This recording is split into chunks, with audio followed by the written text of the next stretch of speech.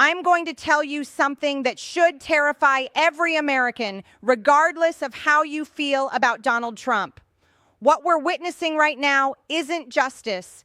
It's the systematic destruction of our electoral process through the weaponization of our court system. And if we don't stop it now, if we don't call it out for what it is, then democracy as we know it is finished in America. I've been in Congress for 4 years. I've watched this machine work from the inside. I've seen how they coordinate, how they plan, how they turn the very institutions we trust to protect our rights into weapons against anyone who threatens their power. This isn't about Republican versus Democrat anymore. This is about whether the American people still get to choose their leaders or whether a handful of prosecutors and judges get to choose for us. Let me lay out exactly what they've done step by step so you can see the blueprint they've created. Because make no mistake, this blueprint isn't just for Donald Trump. This is the new standard operating procedure for how they plan to deal with any candidate, any movement, any voice that challenges the Washington establishment. It started with timing. Think about this. 91 criminal charges across 4 different jurisdictions, all announced in the middle of a presidential primary campaign. What are the odds that 4 completely separate investigations would all reach the indictment stage at exactly the same time? What are the odds that prosecutors in Manhattan, Miami, Atlanta, and Washington, D.C. would all suddenly discover urgent criminal behavior that required immediate action after sitting on these cases for years? I'll tell you what the odds are. 0.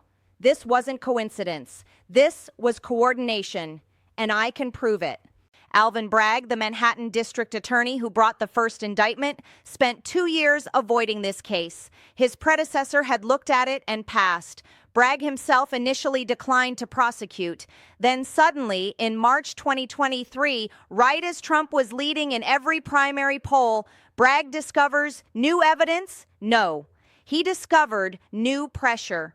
The pressure came from Matthew Colangelo, who left his position as the number 3 official at Biden's Department of Justice to join Bragg's office in December 2022.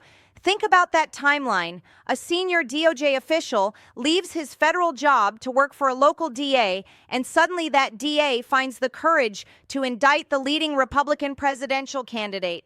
Does that sound like coincidence to you? Then we have Letitia James in New York, who literally campaigned for Attorney General on a promise to prosecute Trump. She didn't say she'd investigate corruption or protect consumers or fight crime. She specifically promised to get Trump. That's not law enforcement. That's political targeting. And when she filed her civil fraud case, she did it with a statute that had never been used this way before, against conduct that had never been prosecuted before, with damage calculations that made no sense. But here's where it gets really sick. James claimed Trump defrauded banks by overvaluing his properties. But the banks testified that they weren't defrauded.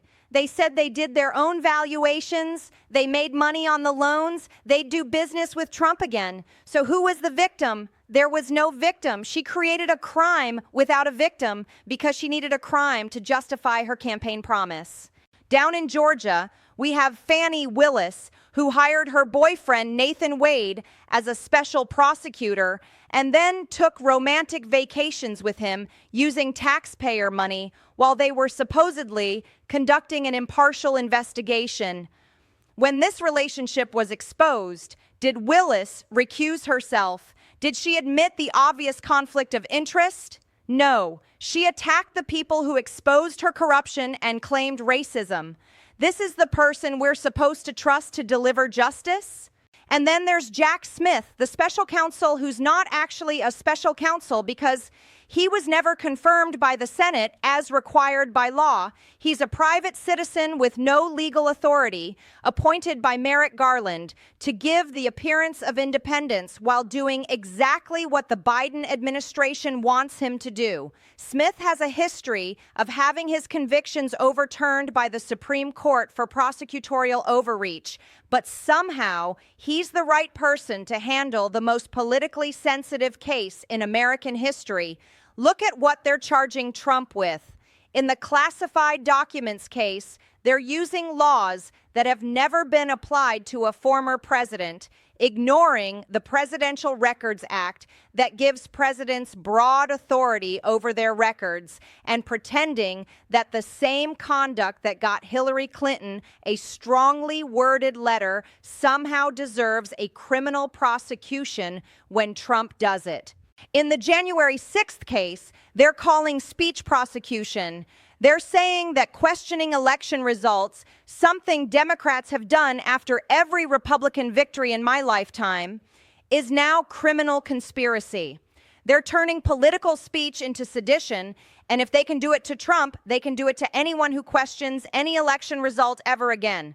The Manhattan case is even more absurd. They're calling a bookkeeping entry about a legal payment to settle a legal dispute a felony because they claim it was done to influence an election. By that standard, every political expenditure by every candidate should be a felony. Every campaign ad, every rally, every press conference is done to influence an election. But somehow only Trump's legal payments are criminal.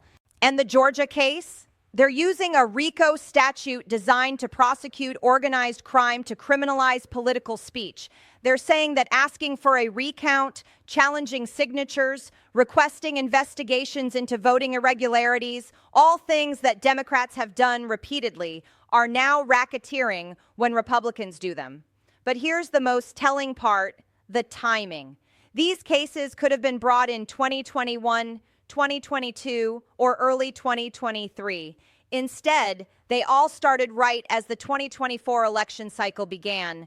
They're not trying to deliver justice. They're trying to interfere with an election by making sure the leading candidate spends his time in courtrooms instead of campaigning. They're forcing him to choose between defending himself and running for president. They're draining his resources, limiting his movement, and trying to prejudice potential voters by making him appear guilty before any trial is finished. This is exactly what they do in third world countries when dictators want to eliminate their political opposition. And the media is playing their assigned role perfectly. Every indictment gets wall-to-wall coverage about how the walls are closing in. Every hearing gets analyzed like it's the Super Bowl. Every legal filing gets interpreted as evidence of guilt before any trial has even started. They've decided Trump is guilty, and they're just waiting for the legal system to catch up to their conclusion. Meanwhile, what's happening to actual justice? Real criminals are walking free while prosecutors obsess over Donald Trump. Violent crime is skyrocketing in every city run by these same prosecutors who claim they're protecting democracy by prosecuting misdemeanor bookkeeping entries. Fentanyl dealers are getting probation while they're trying to send a former president to prison for questioning an election. The double standard is so obvious it's insulting. Hillary Clinton deleted 33,000 emails under subpoena. No prosecution. Joe Biden had classified documents in his garage for decades. No prosecution. James Comey leaked classified memos to the press. No prosecution. John Brennan lied to Congress under oath. No prosecution. But Trump pays a legal settlement, and suddenly we need to defend democracy by putting him in prison? They've created different rules for different people, and the rule is simple. If you're part of the establishment, you get away with anything. If you threaten the establishment, they'll find a way to destroy you. That's not justice. That's tyranny with a gavel. But here's what really scares me. This isn't just about Trump anymore. They've created a playbook that they can use against anyone. Any governor who challenges federal authority, any senator who asks uncomfortable questions, any congressman who votes the wrong way, they all now know that stepping out of line means getting the Trump treatment. They've shown that they can coordinate across jurisdictions to overwhelm any target with multiple cases. They've shown that they can use novel legal theories to criminalize previously legal conduct. They've shown that they can manipulate the timing of prosecutions to interfere with elections. And they've shown that the media will cheer them on every step of the way. This is how democracies die. Not with tanks in the streets, but with prosecutors in courtrooms. Not with military coups, but with judicial ones. They convince you that they're protecting democracy while they're actually destroying it, one indictment at a time. And the most dangerous part is that they're convincing people this is normal. They're making Americans accept that political prosecutions are just part of the process now. They're conditioning us to believe that if you run for office and they don't like you, you better expect to end up in court. Think about what this means for the future. What competent person is going to run for office knowing that their political opponents can just indict them if they get too successful? What business leader is going to speak out knowing that some ambitious prosecutor might decide their success is evidence of fraud? What citizen is going to challenge their government knowing that dissent has been criminalized? They're not just trying to stop Trump. They're trying to stop the next Trump and the one after that and anyone else who might threaten their control. They're sending a message to every American: stay in line, keep quiet, accept what we give you, or face the consequences. I've taken an oath to defend the Constitution against all enemies, foreign and domestic. What I'm seeing now is a domestic enemy using our own legal system to destroy the very democracy they claim to protect. They're using the law to break the law, using justice to prevent justice, using democracy to end democracy. This has to stop, not just for Trump, but for all of us. Because if we don't draw the line here, if we don't say enough is enough, then we're accepting that elections don't matter anymore. We're accepting that judges and prosecutors get to pick our leaders instead of voters. The next time you hear someone justify these prosecutions by saying Trump is a threat to democracy, ask them this: what's a bigger threat to democracy? One man asking questions about an election, or an entire system that can criminalize asking those questions? What's more dangerous? A candidate who challenges the results, or a government that can prosecute candidates for challenging results? The witch hunt machine is real. It's operating right now. It's changing the rules of American politics forever. And once those rules are changed, once this precedent is set, there's no going back. They'll use these same tactics against anyone who threatens them, and they'll justify it by saying they're just following the precedent they set with Trump. I'm not asking you to love Donald Trump. I'm asking you to love America enough to recognize what's being done to it. I'm asking you to care about our justice system enough to see how it's being corrupted. I'm asking you to value your vote enough to be outraged that others are trying to make it meaningless. This is bigger than any one person or any one election.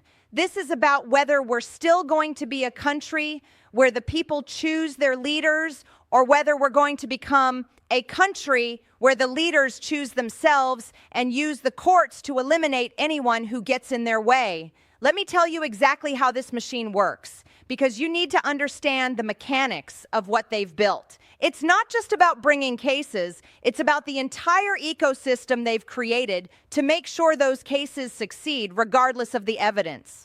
First, they control the venue. Notice how every Trump case is being tried in districts where he got less than 15% of the vote. Manhattan, Washington, D.C., Atlanta.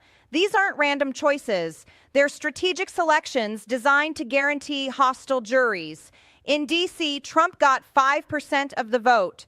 5%. What are the odds of getting a fair trial when 95% of your potential jurors voted against you? This isn't how the justice system is supposed to work. Defendants are supposed to be tried by a jury of their peers, not by their political enemies. But they figured out how to use geography as a weapon, filing charges in locations where conviction is almost guaranteed, regardless of guilt or innocence. Then there's the judge shopping. In D.C., they got Tanya Chutkan, who has handed down the harshest January 6th sentences of any federal judge and has made public statements that could be seen as prejudicial. In Manhattan, they got Juan Merchan, whose daughter works for Democratic political campaigns, and who donated to Biden's campaign. These aren't coincidences. They're features of the system they've built. But the most insidious part is how they've weaponized the pretrial process. They're not just trying to convict Trump, they're trying to incapacitate him. Every hearing, every motion, every procedural delay is designed to keep him off the campaign trail and in courtrooms. They've figured out that they don't need to win these cases to achieve their political objectives. They just need to bog him down in the legal process. Think about the gag orders. Judges are preventing Trump from talking about his own cases while his political opponents can say whatever they want. They're using court orders to silence the leading presidential candidate during an election year. This is prior restraint on political speech, something the First Amendment was specifically designed to prevent. And when Trump does speak out, they use that as evidence of more crimes. They've created a perfect trap. If he stays silent, they control the narrative. If he speaks up, they charge him with intimidating witnesses or violating court orders. Either way, they win. The media coordination is just as sophisticated. Every indictment gets leaked to friendly reporters before defense attorneys even see the documents. Every hearing gets covered like a political rally rather than a legal proceeding. Every setback for Trump gets framed as evidence of guilt rather than the normal back and forth of litigation. CNN, MSNBC, the New York Times, the Washington Post, they're not reporting on these cases. They're cheerleading for them. They've abandoned any pretense of objectivity and turned themselves into propaganda outlets for the prosecution. They're not journalists anymore. They're political operatives with press credentials. But here's what really shows you how corrupt this process has become: the selective enforcement. Hunter Biden's laptop contained evidence of tax evasion, money laundering, and foreign corruption spanning decades. What happened? The Justice Department sat on it for 4 years, gave him a sweetheart plea deal, and only prosecuted him when public pressure became overwhelming. And even then, they charged him with gun crimes that are rarely prosecuted and tax crimes that usually result in civil penalties. Hillary Clinton's private email server contained classified information and was deliberately destroyed after she received a congressional subpoena. What happened? James Comey announced that while she was extremely careless, no reasonable prosecutor would bring charges, but Trump's handling of classified documents, which every president has done, somehow deserves a criminal prosecution. Joe Biden had classified documents from his time as senator and vice president stored in unsecured locations for decades, including his garage next to his Corvette. What happened?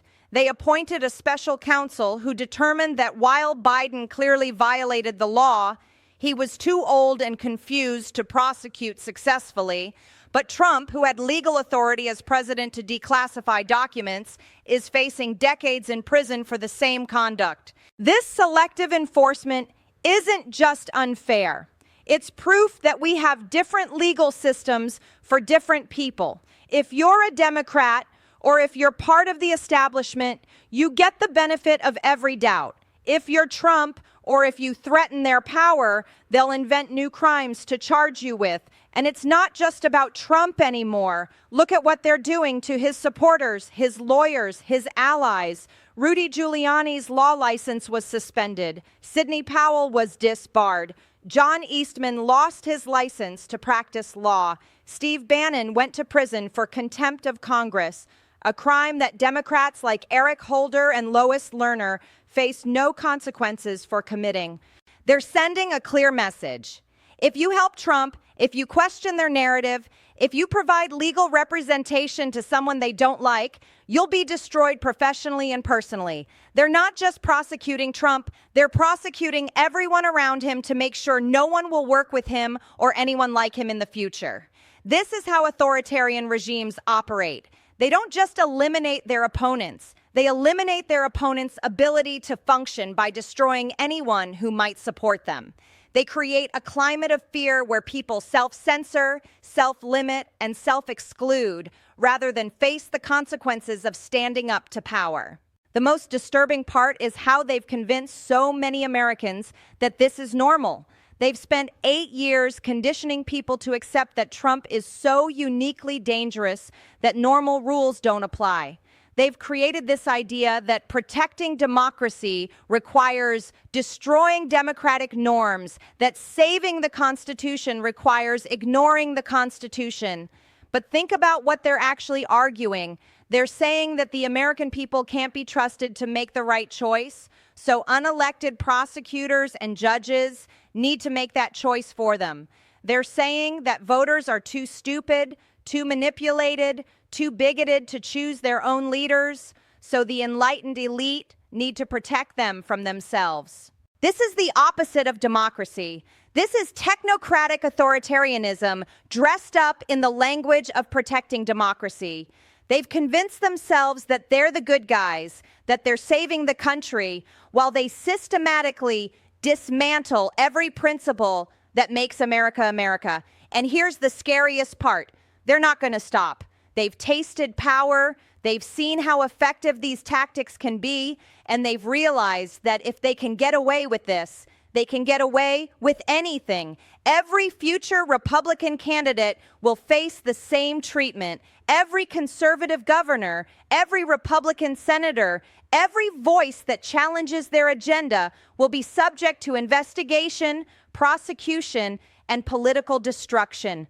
They've created a machine that can manufacture crimes, manipulate venues, control narratives, and deliver predetermined outcomes. And they've done it all while claiming to protect the rule of law. It's brilliant, it's evil, and it's working exactly as designed. But it only works if we let it. It only succeeds if we accept it. It only continues if we don't fight back. Because at the end of the day, this is still America. We still have a constitution, we still have rights, and we still have the power to stop this if we have the courage to use it. The 2024 election isn't just about choosing a president.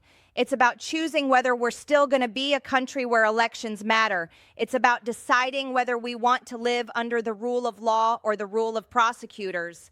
It's about determining whether America survives as a republic or transforms into something unrecognizable. They're counting on you to be too tired, too confused, too overwhelmed to pay attention. They're hoping you'll just accept their version of events and trust that they know what's best for the country. They want you to believe that this is all necessary, all justified, all for your own good. Don't let them win. Don't let them convince you that this is normal. Don't let them destroy our democracy while claiming to save it. Because once these precedents are set, once this machine is fully operational, once they've completely weaponized our justice system for political purposes, there's no going back. The choice is yours, but you better make it fast because they're not going to stop with Trump. They're just getting started.